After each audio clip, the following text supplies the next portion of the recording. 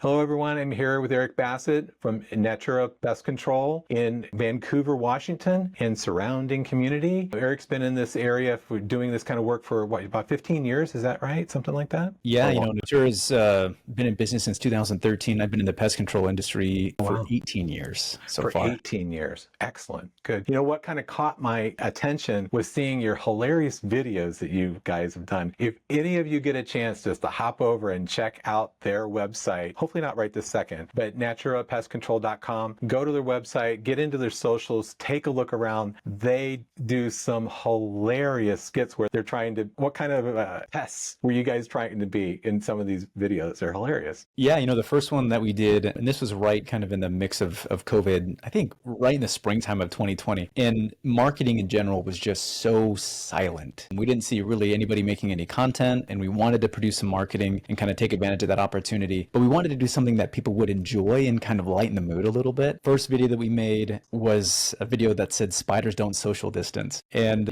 my business partner, Jake, we put him in a little spider costume, and it was just me sitting on a couch, and he kind of jumps in, and we have all these different scenes of us kind of talking to each other and with a little bit of dad jokes kind of peppered in there a little bit, which was good. And we went on to do an ant video, a couple different wasp videos, and they were all huge hits. Luckily, because people weren't doing a whole lot of marketing at the time, we were able to glean hundreds of thousands of views on these videos. I haven't checked exactly what the view count is right now, but it was a great opportunity. I had somebody in a store, I went grocery shopping, and I think I might have been wearing this polo, and they saw me and they said, "Hey, just want to let you know I love that wasp video. It's so funny." And I was like, "Oh my gosh, people actually watch these. This is so crazy." Oh, they're so good. And, these guys are mocked up in wasp uniforms or like what a wasp would look like with the wings and the whole bit. I mean, I'm not trying to say that we're all funny here and we don't do good work, but it's like, it really is fantastic, your ability to capture attention during a time when, there wasn't a whole lot of attention flying around, so to speak, right? So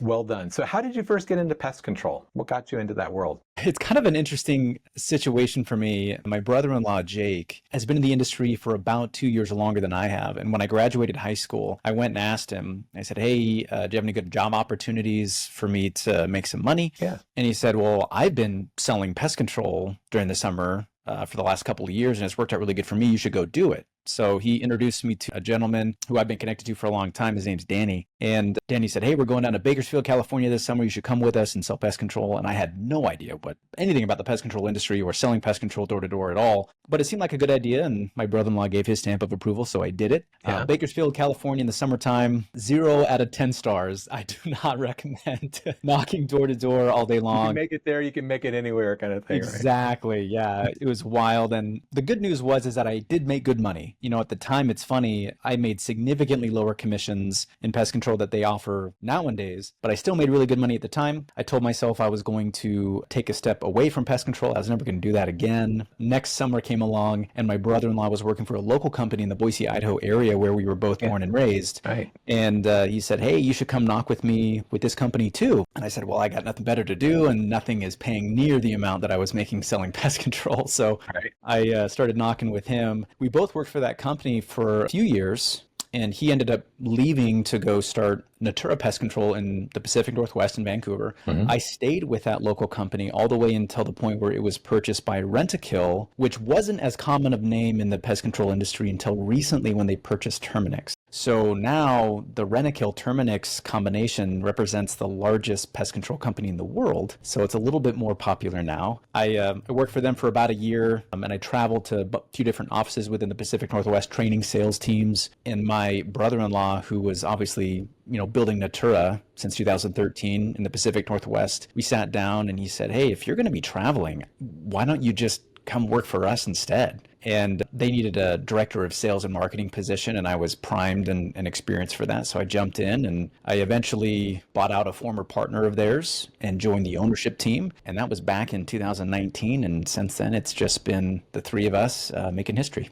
There you go. And tell me about the certifications you and Jake have gotten to kind of elevate your brand and your capability. Tell me about that. ACE. right? Yes. Yeah, the Associate Certified Entomologist. And maybe to kind of give some context on that one, I'm going to go back a little bit with just Oregon and Washington. Of course, different states require different types of licenses for certain types of pest control services you're providing, depending on the state. I prefer to operate in states where they require licenses because I think it provides quality control for the professionals that are, supplying those treatments. Absolutely. Some states don't do that, and to me, that's a little bit dangerous. But just in the beginning, there's laws and safety certifications that you need, and then specific types of control that you're going to do, whether it's structural pests, vertebrate pests, lawn and ornamental type pests. And we have all of those certifications along with structural pest inspectors, which help identify damage done by structural wood-destroying organisms and insects. And then the ACE is something that was actually a certification brought by the Entomological Society of America, who said, hey, we believe that pest control professionals who have been licensed, who have enough experience, who can possibly pass a pretty intense exam, we could consider them to be associate certified entomologists that we certify based on their experience. So you had to have 5 years of experience, take a test, have some recommendations and professional letters of recommendation from some other people in order to get in. And me and Jake both did that, I think, in 2019. So we've been ACEs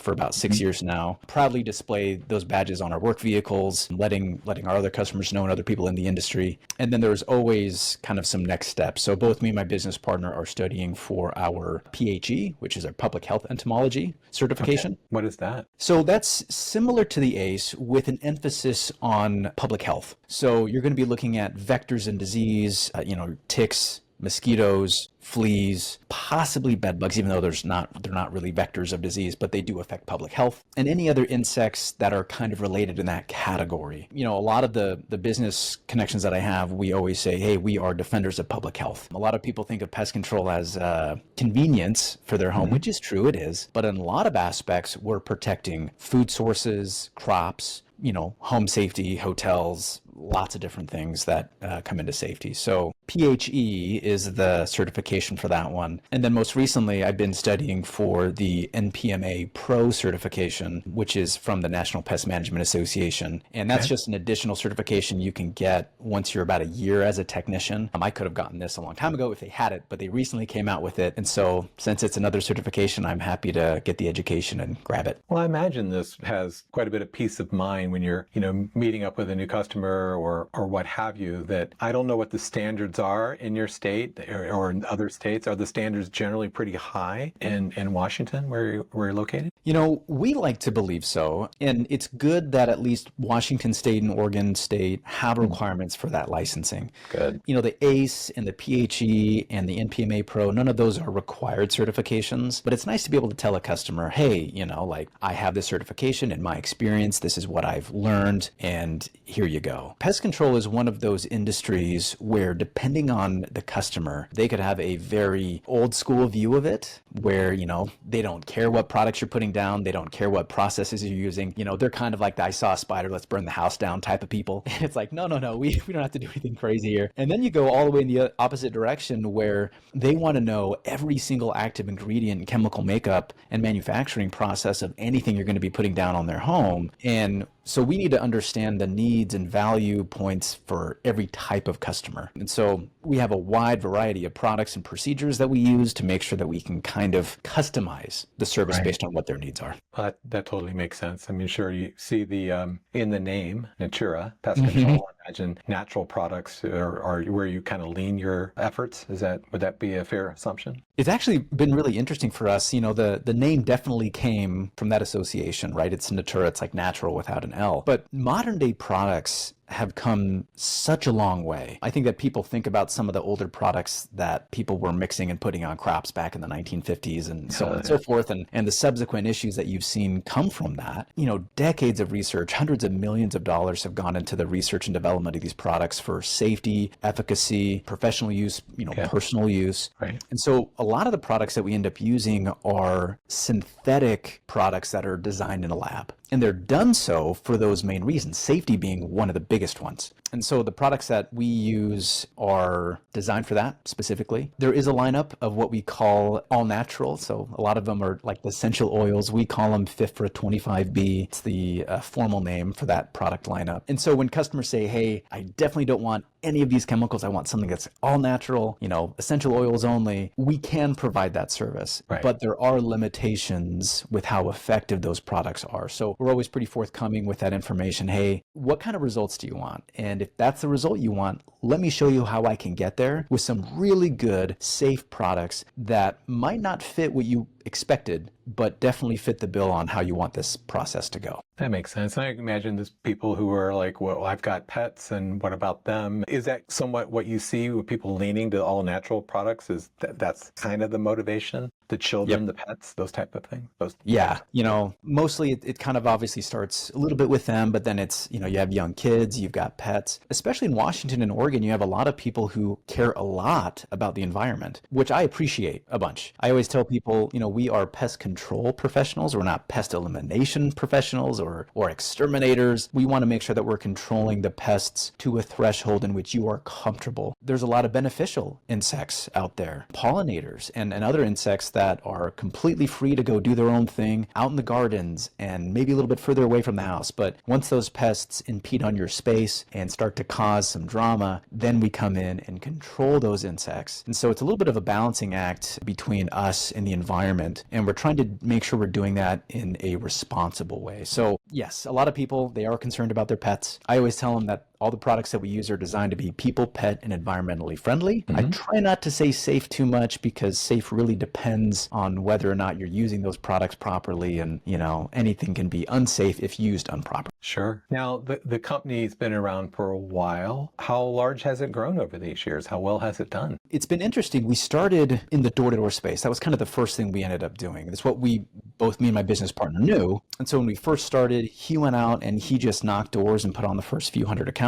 Years after that, we started building kind of a network, a door team of friends and family that we had met and recruited. And we were able to put on, the first few thousand accounts within the first few years, which was amazing. And since then, we've kind of made the transition from doing door-to-door kind of into the digital marketing space. And I remember when I was with that other pest control company, going from, the typical traditional marketing methods into the digital world. It's like all of a sudden you can pay Google and there's PPC and, all these other realms, that stuff today that wasn't even available. But the idea is that you're investing money into the digital marketing scene and then people are Googling that and obviously coming and finding you. And making that transition for us was a difficult one. Door-to-door pest control is expensive to maintain. It's difficult to recruit. It has some other cons associated with it. Not everybody loves having a pest control door-to-door guy knock on their door and bother them. Yeah. And so switching over to the digital marketing method was a little bit more sustainable for us in the long term, but it took a lot of know-how and a lot of time to kind of get a hold of that. And so, one thing that you and I have talked about before is keeping an eye out for the transition with technology within your business. And maybe that's the first thing that I want to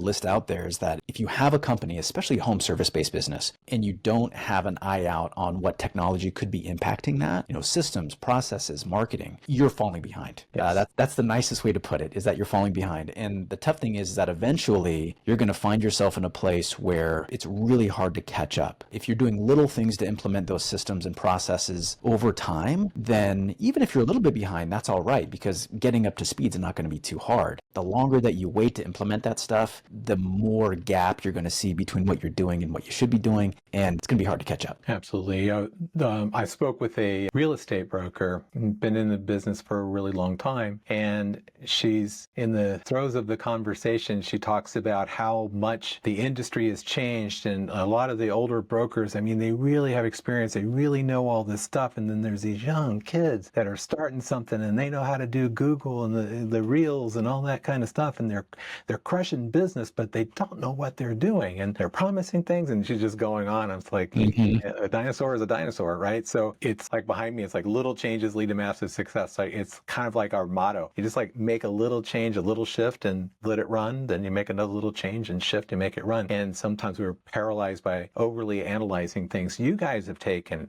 massive action in building your company and getting your name out there and getting involved in the pest control community of other people in this business. Can you tell us a little bit about that involvement? Yeah, so we were fortunate enough to kind of rub shoulders with a few other pest control owners. At the time, they were interested in kind of creating a little bit of a community where we could share insights and also kind of provide a little bit of a pathway to some of the new business owners. Because pest control, one of the great things about it is that it's a low barrier to entry. In a lot of states, if you come in and you have, at least enough money for a truck and to buy some product, you can study, get licensed, and then go knock doors for your customers. That's almost as simple as it really needs to be. And the tough part is that as you build and scale a company, and you know this, it's far from simple. There are some complexities associated with that from a lot of different aspects. And so we wanted to provide a little bit of a roadmap for some of these new business owners and kind of pass along some of the benefits that we've been able to glean from the industry. So it was, hey, if you have questions about digital marketing, here are some answers. Here are some quick things. If you have questions about your P&L or questions about your technicians or the services you're providing, questions about technology, if we had answers to that, we would provide those. And then the bigger that the community got, eventually you had this group of people who were helping each other. And that's really, really what we wanted, is being able to have a conversation going where they would talk about all their different experiences, and then the people could glean the averages from that, right? Somebody might have a good experience with this, somebody might have a bad, but if you take, 10 pest control owners across the board, what's the average experience we're actually getting here, and how do you best implement some of those strategies? That's very good. And it also just lifts up that whole profession in ways. I spoke with somebody last week who they would go to different businesses. It was a construction firm in Louisiana. They built this little group of 15 different guys in the construction space, and they would all descend on one of their businesses.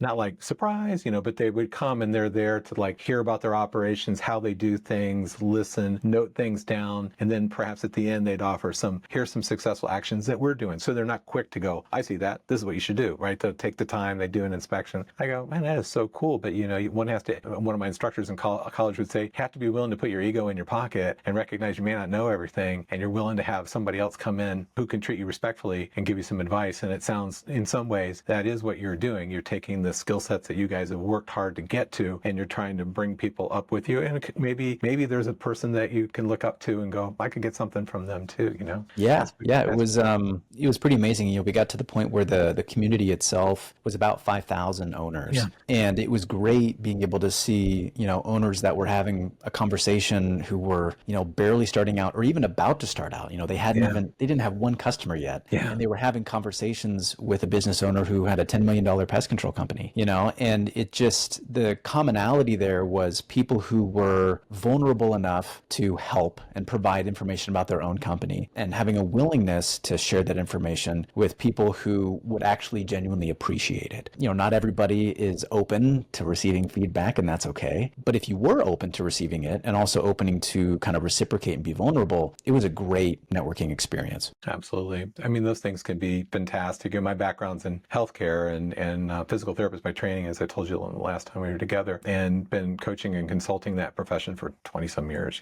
and, you can find people that are really gifted in the skill, right? They might know pest control really well, or like, they're like, I don't know, what do you want to call them? Like a savant, maybe somewhat, right? But when it comes to the other things that make them successful, it's kind of grasping at straws, right? And so there are people that are very entrepreneurial minded, that are good at building a group, just putting it all on one guy's shoulder, and he does it all or she does it all. And you guys have been doing that and lifting up. That's a lot of people. 5,000 are in that group? Yeah, that it grew pretty quickly. And it was kind of this self-perpetuating thing. The more people that came in, the more people were willing to help. The more people that helped, the more people were attracted to getting the information information and being part of the conversation. And that wheel just kept on turning. So it was, Very it was good. a really great opportunity for us. And we're about to head to Pest World, which is, probably by far the biggest conference that the pest control industry provides, is put on by the NPMA. And we have tons of connections from that group that are going to be Very at good. Pest World. So it's just great being able to rub shoulders with those guys, see them in person, talk shop a little bit, kind of do what you were talking about, where you look at different things from their businesses, and you can kind of look at different vendors too and have discussions like, hey,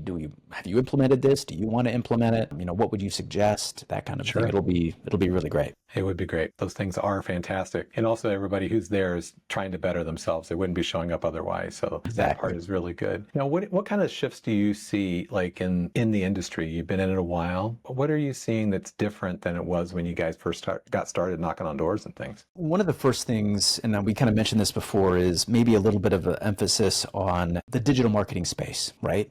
There are a lot of companies who I know personally that I've coached and worked with who still just do door to door. And that's okay, because it does have its advantages. You can plan and prepare for that pretty well. And the scalability of it does work to a certain point. The tough part is that eventually you do need to start putting money into that digital marketing space and have a place in that realm. And it's funny, I remember, a long time ago, you get people who were a lot more progressive, right? When they're saying, hey, you need a Google business profile, and you need to be on Google, and you need to invest in PPC, and you need to be on social media. And everyone was like, nah, that's not a big deal. I've got the yellow pages and I'm fine, right? Like, it's okay. I partner with my local store and we have a billboard or whatever it is, Yeah. And now so much of the decision-making ability is people that are going online and looking for recommendations.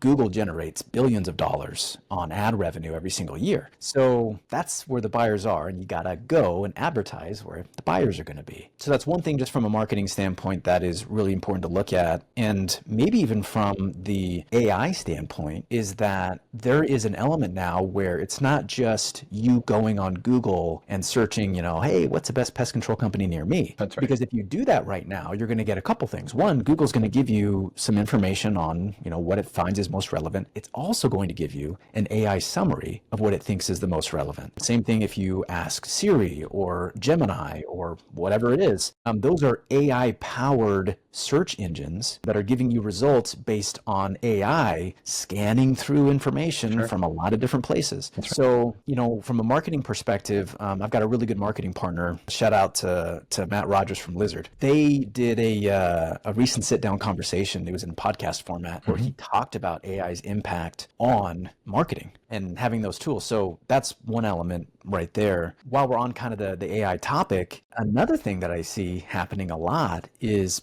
people utilizing AI tools in their businesses. One of the most common things that I think people see a lot right now is trying to bridge the gap between, like human staffing and business size. I've taught a lot of different courses on customer service, and one of the things I've always talked about is the problem that you run into when it comes to staffing, because you might have uneven call volume and customer needs throughout the day, throughout the weekend. Customers don't necessarily care when you're open. They want to talk to somebody. That's right. So, it's difficult on your P&L to staff for all of what your customer needs are when you're at certain sizes. And if you are big enough where you can have 8 customer service personnel and one person needs to take a day off, well, those 7 can definitely handle what those 8 were probably handling. That's not a big deal. But if you are the size of company where you have 2 customer service agents and one person needs to take a day off, that means that you are doubling the workload of the other single person. And that's a problem. And there's a lot of home service-based companies that are in that size range where they have 1 to 2 CSRs, right? Mm-hmm. And so having AI tools, whether it is a chatbot on your website or having an actual AI, language learning model that is answering the phone or having conversations or, looking at emails and scheduling appointments, just the reactive side of it, I think is really important. There's some really great tools out there. Absolutely. I see that, one of the things that I run into, because that's what we do. One of the things that I run into is for many people, you say, you're utilizing AI in your business. They're like, yep, every now now and then I'll use Chat GPT to write an email. Like, good for you, right? Good for you. So, Yep. that's kind of where they're at. And it's not of any ignorance or whatever. It's kind of an unawareness. You look through what's out there in the space. And it's like, we do this and we do that and we do this. And it's like, I don't even know if I need that, right? Or how much do you have to disrupt my organization? Or how many man hours do I have to put in to make this thing make sense? All these types of barriers. That's why it's oftentimes we just kind of get guys to have a discovery call, and we don't even try to sell. We just go, how do you guys get business? How do you guys manage business? How do you, what happens after the sale? How do you reactivate? Do you pump out? What do you do to get referrals? Or you do any of that? And they go, I do this. And, they write it on a yellow tablet or something like that. And you go, we could beat that, right? Yeah.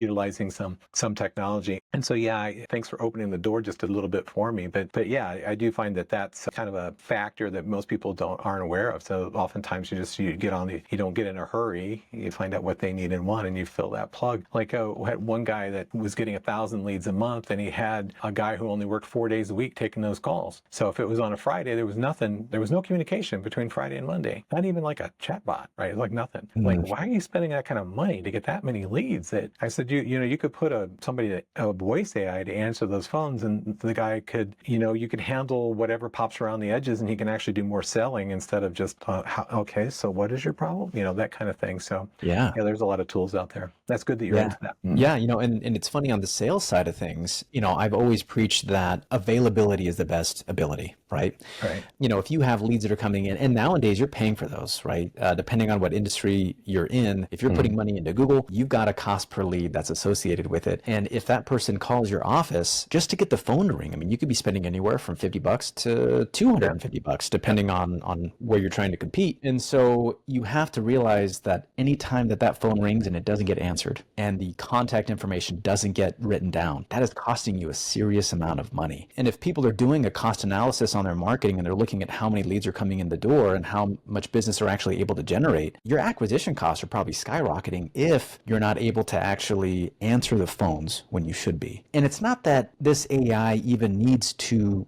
go through the whole sales process, even though they can, and some of them can do it very well, and they can close at a pretty nominal rate, but just keeping that lead warm for you could be really good. If you call a place and it rings and then, you get this nice warm voice and maybe you can tell that it's AI, that's okay, right? I'm a big advocate of announcing that you're talking to an AI, right? Agree with that. Kind of alleviates any kind of confusion there, which is good. So, if the phone answers and it says, hey, my name's Eric, I'm an AI assistant. I can help with most things. What can we help you with today? That's right. And that person says, I'm looking to sign up, for new business. And the AI says, we would love to help you with that. What pest issues are you trying to take care of? And it's just a little question and answer format, that goes through that you train the AI on. Yeah. And then if it gets to the point where, you as the, business owner aren't comfortable with the AI handling that part of the conversation, that AI can button it up and say, our next steps are to get you in touch with a customer service professional. I just want to make sure, is this the right contact number for you? And they say yes, and they say perfect. And then you get everything nice and neatly in a contact form or whatever format you want. When your customer service rep actually gets in the door, they see it, they contact the customer, they close the deal.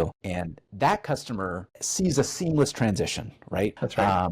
And what you want to avoid is a scenario where they have to leave a message and they don't know if you actually got it. And so, maybe you never see the message or you're swamped in phone calls. All of that stuff that just happened before doesn't exist and you lose out on that deal. Absolutely. That type of stuff, that kind of the triaging of, is this person just a tire kicker, or is this person possibly a prospect, or how interested he would be. And it all depends on the industry and all that type of thing as far as what kind of qualification questions that you may ask. But it is a phenomenal thing and I agree, if you just let them know, right? And also I personally believe, again, maybe it's because I'm into this game, but I personally believe that a person who's reaching out and reaches a voice AI and tries to have a casual conversation and then it lightly communicates back or jokes back with you or something like that, they're going to hang up with that phone and they're like, oh, that was an AI, it was terrible, right? I mean, if they treat you, if they're pleasant and friendly and they didn't have to wait for 20 minutes for somebody to pick up the call, or call back, leave a message, fill out a lead form and wait for days, right? That type of stuff. It can make a big difference. Now, you guys got your speed to lead kind of wired down, and that I think is really important, because those leads are gold. You spend a fortune to get them, and what you do to make it happen is quite awesome. Now, where do you find that you have the biggest bottleneck in your company? Like, where do you feel like, this actually catches up and becomes a problem that bubbles up to us as owners, if there is? One of the bottlenecks that I think all service industries really run into is having the right people in the right seats at the right time. A lot of home service-based businesses, for the employees, typically isn't their end career that they're looking at least not when they start. We joke in the pest control industry that nobody goes looking for pest control. Pest control just comes and finds you, and it ropes you in, and then all of a sudden, you've got all these, credentials and experience, and, you're working as either an upper level management or an owner, and nobody purposefully wakes up one morning and says, I want to be a pest control professional. Yeah. It just happens to find you, and you find some fulfillment in whatever the job duties are. And so, a lot of times, when I'm coaching other pest control owners, I'll tell them about a process that we like to use when it comes to developing our staff. Because if you aren't regularly developing that staff, then by the time you actually need to promote somebody, it's going to be a bottleneck. People move on. Unfortunately, people get fired. Sometimes it's not the best fit. And so for whatever reason that you have to separate the relationship there's going to be a void, and that void is going to have an impact. Sometimes you realize, since we're on the topic, that you can replace some responsibilities with some AI, right? With some technology, which is great. But there's always going to be a human element in your business that needs to be there. So, we kind of look at a process. First step is, hiring. And that's making sure that you have all those different elements within the hiring process ironed out, right? What kind of candidates are you looking for? What kind of platforms are you reaching out to for those candidates? What does your job offer look like? What type of benefits are you going to highlight? What type of company culture are we really promoting? All these different things. How do we attract the right candidates? Once we get them in the door and we actually want to hire and train somebody, what does that training process look like? That's right. And looking at tools and technology, training used to be really, really difficult. You'd get a lot of older school home service-based companies where the owner says, okay, I'm going to train a guy. That means that I have to sit with him in a truck for the next 2 to 4 weeks while I try to take everything that's in my brain. That's right. And teach every single thing to him, right? Because I don't have anything written down, nothing's documented. And that's one thing that I think technology and AI is really changing a little bit, is it's taking information and it's not only transcribing that into a legible, readable format, but you can also turn it into a pretty fun educational format. A lot of different ways. We make quizzes, we play games, we do a lot of things with trainees and with our regular employees, which is really good. But long story short, having a training protocol that you can evaluate for efficacy, I think, is really important. And then once we kind of have the training details outlined, the next step is development. We want to make sure that all of our employees have some personal time where we're meeting with them one-on-one, and we say, hey, how are you? How you doing? Not just as an employee, but also personally, right? And then it is, what's going well professionally? What are your areas of opportunity for improvement? What's the action plan that we're going to be focusing on to make those improvements? And then as your support system here, how can I help? How can I make sure that these improvements actually get made? And again, right, like summarizing that meeting is something you can do with AI, and then putting it into an action plan and sending it out is a good tool to use. And then the last step is delegating. You take people who show a really good propensity to other tasks outside of their normal realm, and you say, hey, here's a new thing. This is something I usually do in my role. How would you feel picking up this task? And kind of testing to see how they would do, maybe kind of leveling up in the business, right? So that's obviously delegation, right? So you've got the hiring, the training, the development, and delegation. And then it's kind of fun because it goes in this full circle where once they show a really good skill set for that delegation of whatever you give them, then you can look to hire them for the next role that they have in the company. Of course, you train them, you continue to develop, and you continue to delegate.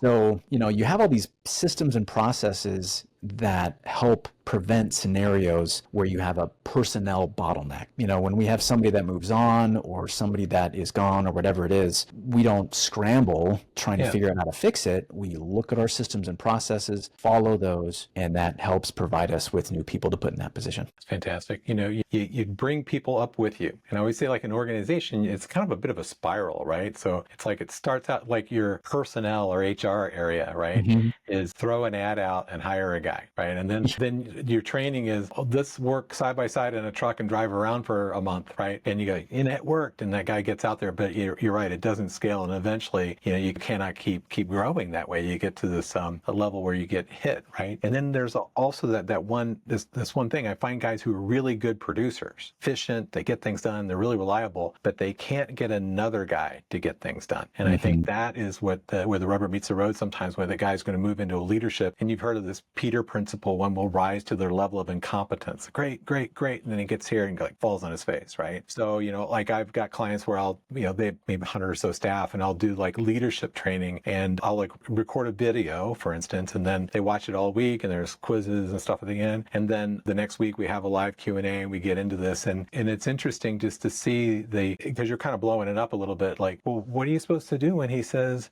I don't want to do it? Or what is he, how do you handle that, kind of thing? And it begins to blow things up. It's a character. But when someone clicks into that leadership role, it's like, then the organization can spiral that next level of growth. And you, Jana, and Jake, right, are kind of like the leadership team. And then you get to a certain point, and then you look down, it's like, I got a whole bunch of Indians, and we're the only chiefs. I need some junior chiefs, and set those things up. How many people are working for the company? So we've got, I think it's about a team of 25. 25. Good. And so we've got our general manager. His name's Aaron. Fantastic guy. He's been with the company for a long time. Really high level of trust, really high level of operation. He listens very well, executes very well, which is speaking my love language. Yes. And then we've got our service manager's name's Thor, and then we've got our customer service manager. Her name's Kaylin. And, it's interesting. There's always opportunities, there's always opportunities for me to learn and grow. Sure. Same thing with Jake and Jana, and we're learning and growing every single year. And same thing with our managers. You have to be able to put in quality time in helping them develop in their roles. Otherwise, you're not really going to see the level of performance that you want. And truthfully, they're probably not going to see the level of performance that they want.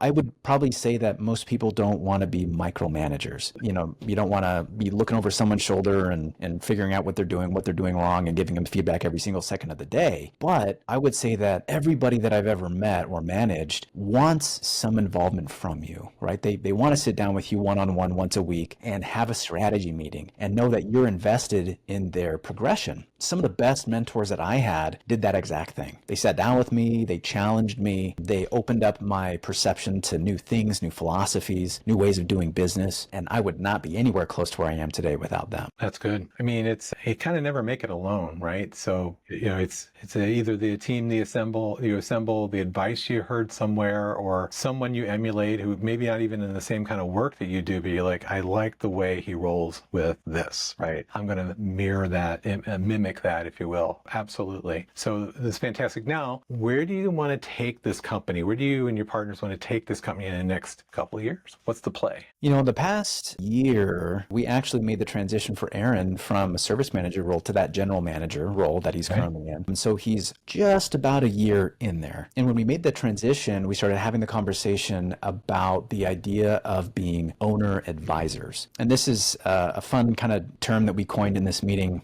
And I've actually since used it for a lot of conversations while coaching, consulting other business owners, is that the idea of being an owner operator means that the business requires your presence. It requires you to be active and have an active role in the company. So, if you step away, there are going to be parts of that business that cease to operate on some level, right? Maybe you have some of the important, urgent stuff that's going to be taken care of, but there are going to be things that are important, but possibly not urgent, that if you step away are going to suffer. So if you're an owner operator, the goal is to find people where you can use to build a team to actually operate and manage the company on your behalf with your philosophy. Right. And then you make the transition from being an owner operator to an owner advisor. You still own the company, right? And you still have as active as a role as you want. But what you're doing and what you're focused on is advising the operators that are on your team. That's so right. It's all about building a good team, a strong team around you, department heads, people who are strong in strategy, evaluation, execution, and vision. and then allowing them to actually execute. But I think also there's like, you have the CEO, Chief Mm-hmm. Executive Officer, kind of running the ship, right? Pushing, everything. And then you bring a guy up. I would run into this with guys. They'd move into what we'd call the founder position or the owner position or something like that. But, something I came across recently, it was a video. I can't remember who put it out, but I was like, oh, that's a great way to look at it. So we've always considered that, the owner would move up and into kind of above the organization, and they're like the founder or whatever. And you go, founder, what does that even mean, right? So that was kind of what we did. And then you have a CEO that runs the show. And this person was talking about like that instead of moving off of that CEO position, move into what we would call the Chief Vision Officer, right? So this is, because it is the dream that you guys have that you make an actuality through leadership, planning, structure, and team. And so go, okay, well, I'm going to have what was the manager, general manager? Maybe he rolls up into some kind of a more bigger place someday. And then you guys are up here and more of the dream up the next opportunity, or how do I franchise this gig, or whatever the thing is that you want to play. But that vision, that bright vision, usually comes from the people who incubate the business. Yes. And they brought it up from scratch. Like when I worked in private equity, I got chased down by a company that what they liked about me was that I had an experience taking nothing businesses and making them successful in healthcare, right? Versus they could hire some pedigree guy from, Harvard or whatever, and he's always worked in big corporate, and he comes in and he's going to be some big muckety-muck, but he's never done anything from scratch. And so you can have a guy who works for you. You guys are steering the ship and directing him, and not to invalidate him in any way, but it gets up to that position. What he's never had was vision. Yep. You guys had vision. Yeah. And I think it's really important to understand, and you made a really good point here. A lot of times the vision of your company, like you said, is kind of cultivated and incubated by some of the original founders of the business. And a lot of times it has to do with the fact that the vision had to go through the crucible originally. You had to want the vision of your business more than the inconveniences of starting a business, because that's rough. The money, the time, the involvement, the dedication, all those bits and parts and pieces are a very, very heavy load on you personally, professionally. And eventually you're going to get to the point where you can put these people in place where they can operate the company. But usually the vision of the business and where that's going to go, that can definitely be shared among those people. That's right. But it's never truly going to be championed by probably anybody other than the founders. And, my goal is to help share that vision as much as we can with the people who are high up in the company. The more they believe in that vision, the more that it lives, the more that it permeates through the chain of command. But at the end of the day, if you're the founder of that company and you're going to be involved as that owner advisor role, you're the one that has to continue to cultivate that for the long term. Absolutely. Totally makes sense. You have, the school of hard knocks can have a very high tuition, and you've gotten on the other side of that where maybe others would have folded or went to work for somebody and gave up, and I'd rather be the employee again because I couldn't be the owner. And you guys got on the other side, So, it's been fantastic, Eric. It's been an absolute pleasure talking to you, having you on this podcast. You bring a wealth of knowledge, not just in what you do, but in just business in general. What you've been doing to help the profession that you're in is remarkable. It's laudable. I hope you have even continued success, broadly reaching and achieving everything that you wish to achieve for you and your team. And it's nice that you're bringing people up with you. So thank you so much for being on the podcast. But if you could, before we close, can you just share if they're in the kind of the Vancouver, Washington area or whatever, how do they reach you? How do people find your company? Our website, naturapestcontrol.com. That's an easy way. You can always shoot us a form fill on that website. I'm on social media. I'm on Instagram. My handle is @IamEricBassett. Also on Facebook. People reach out to me a lot through Facebook and social media. And then our Instagram for Natura Pest Control is @Natura Pest Control as well. So if anybody has any questions, comments, concerns, feedback, anything like that, I'm completely open, and I love networking with other business owners, pest control, and other industries alike. Very good. Thank you very much, Eric. Yeah, thank you, Sean. It's been a pleasure.